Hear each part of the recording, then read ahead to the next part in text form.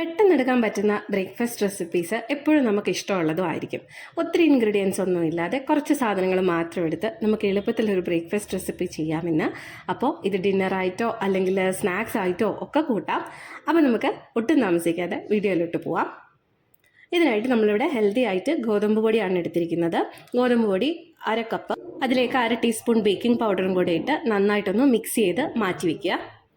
ഇനി ഒരു 1/2 കപ്പ് ശർക്കര നമുക്ക് കുറച്ച് വെള്ളം ഒഴിച്ച് നന്നായിട്ടൊന്ന് മെൽറ്റ് ചെയ്തെടുക്കാം. എന്നിട്ട് ഇതൊന്ന് അരിച്ചും കൂടെ എടുക്കണം. അപ്പം എന്തെങ്കിലും ഇമ്പ്യൂരിറ്റീസ് ഒക്കെ അതിനകത്തുണ്ടെങ്കിൽ അതങ്ങ് പോകും. അപ്പോൾ ഇതാ ഇങ്ങനെയാണ് ശർക്കര നന്നായിട്ട് നമ്മൾ ഉരുക്കി എടുത്തിരിക്കുകയാണ്. ഇതൊന്ന് ചൂടാറുന്നവരെ ജസ്റ്റ് ഒന്ന് മാറ്റി വയ്ക്കുക. ഇനി നമുക്ക് ഒരു മിക്സിയുടെ ജാറിലേക്ക് ഒരു 1/2 അല്ലെങ്കിൽ 1, ഞങ്ങളിവിടെ 1/2 എടുത്തിട്ടുള്ളൂ, റോബസ്റ്റ പഴം ചേർത്ത് കൊടുക്കുക. ഇതേപോലെ ഒന്ന് അരിഞ്ഞിട്ട് കൊടുക്കുക. ഇനി ഇതിലേക്ക് നമുക്ക് ഒരു 2 ടീസ്പൂൺ നെയ്യും കൂടെ ചേർത്ത് കൊടുക്കാം. അടുത്തതായിട്ട് ഇതിലേക്ക് കുറച്ച് ഏലക്ക പൊടിച്ചതും കൂടെ ചേർത്ത് കൊടുക്കുക. എന്നിട്ട് നമ്മുടെ ശർക്കര പാനി ഇതിനകത്തോട്ട് നമുക്ക് ആഡ് ചെയ്ത് കൊടുത്ത് ഇത് മിക്സിയുടെ ജാറിലിട്ട് നന്നായിട്ടൊന്ന് അരച്ചെടുക്കണം. നല്ലതായിട്ട് ഫൈനായിട്ടൊന്ന് അരച്ചെടുത്ത് മാറ്റി വയ്ക്കുക. എന്നിട്ട് നമുക്കിത് ഗോതമ്പ് പൊടി മിക്സ് ചെയ്തില്ലേ ബേക്കിംഗ് പൗഡർ വെച്ചിട്ട്, അതിനകത്തോട്ട് ചേർത്ത് കൊടുക്കുക. ഇനി ഇതെല്ലാം കൂടെ ഒന്ന് മിക്സ് ചെയ്തെടുക്കുക. അപ്പോൾ ഇത് മിക്സ് ചെയ്യുമ്പോൾ ശ്രദ്ധിക്കേണ്ട ഒരു കാര്യം, നമ്മളിപ്പോൾ വിസ്കൊക്കെ വെച്ചിട്ട് മിക്സ് ചെയ്യുമ്പോൾ അത് കുറച്ച് വിസ്കയിലെല്ലാം പിടിക്കും, അല്ലെങ്കിൽ ഇത്തിരി തിക്കായിട്ട് തോന്നും. അപ്പോൾ കുറച്ച് കുറച്ചായിട്ട് തന്നെ ഒഴിച്ചു കൊടുക്കുക. ഈ സെയിം അളവിൽ തന്നെ എടുത്താൽ നിങ്ങൾക്ക് കറക്റ്റായിട്ട് തന്നെ കിട്ടും.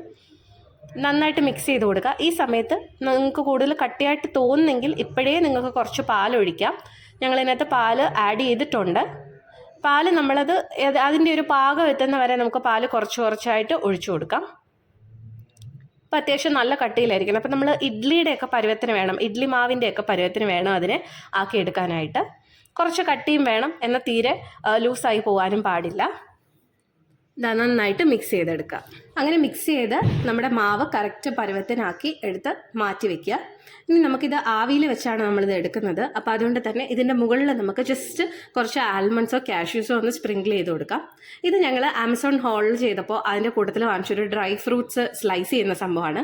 അപ്പോൾ ഇത് ഞങ്ങൾ വിചാരിച്ചു വീഡിയോയിൽ ജസ്റ്റ് ഒന്ന് കാണിച്ചു നോക്കാമെന്ന്. നല്ല യൂസ്ഫുൾ ആണ് കേട്ടോ. നമ്മൾ ജസ്റ്റ് അതിനകത്തോട്ടിട്ട് നമ്മൾ മിക്സിയിലൊക്കെ ഇട്ട് അങ്ങ് അരഞ്ഞു പോകും. ഇത് പക്ഷേ കറക്റ്റായിട്ട് സ്ലൈസ്ഡ് ആയിട്ട് വരും. അപ്പോൾ ഇത് ആവശ്യമുള്ളവർക്ക് എന്തായാലും വാങ്ങിച്ചു നോക്കാം. ഇതേപോലെ കാഷ്യൂം ആൽമണ്ട്സും രണ്ടും നമ്മൾ ഇതേപോലെ ചെയ്തെടുത്തിട്ടുണ്ട്. കറക്റ്റ് പാകത്തിന് വന്നു. ഇനി നമുക്ക് ഇഡ്ലിയുടെ തട്ടിനകത്തോട്ട് നന്നായിട്ട് കുറച്ച് നെയ്യ് തടവി കൊടുത്തിട്ട് വേണം ഇത് ബാറ്റർ ഒഴിച്ചു കൊടുക്കാനായിട്ട്. എന്നിട്ട് മുകളിൽ ഇതേപോലെ സ്പ്രിങ്കിൾ ചെയ്തെടുക്കുക. ഒരു 15 മിനിറ്റ്സ് നമുക്ക് ഇത് ആവിയിൽ വെച്ചിട്ട് ഒന്ന് നന്നായിട്ട് പുഴുങ്ങിയെടുക്കാം.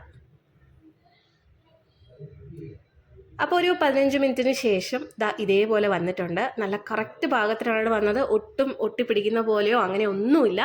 നല്ല ഹെൽത്തി ആയിട്ടും ഉള്ള ഒരു സാധനമാണ്. കുട്ടികൾക്കൊക്കെ വളരെയധികം ഇഷ്ടപ്പെടും. പെട്ടെന്ന് നമുക്ക് ഉണ്ടാക്കി എടുക്കുകയും ചെയ്യാം. ബ്രേക്ക്ഫാസ്റ്റിനൊക്കെ ഹെൽത്തി ആയിട്ടുള്ള ഓപ്ഷൻസ് ട്രൈ ചെയ്യുന്നവർക്ക് ഇങ്ങനെ ചെയ്ത് നോക്കാം. അപ്പോൾ താങ്ക് യു ഫോർ വാച്ചിങ്.